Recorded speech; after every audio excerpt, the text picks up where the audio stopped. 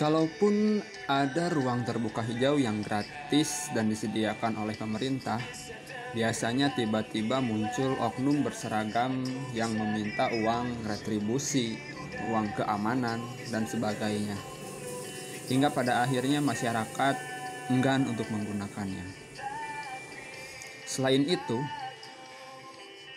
kalau seandainya oknum berseragam ini tidak muncul, masalah lainnya adalah masyarakatnya itu sendiri. Tidak ada rasa memiliki akan fasilitas yang telah disediakan oleh pemerintah, hingga tak jarang berakibat kerusakan, sampah berserakan, vandalisme, dan lain-lain. Memang seperti benang kusut yang sulit diurai, tapi harus dibenahi dari sekarang. Semua lapisan mulai dari masyarakat, pengelola, dan pemerintah.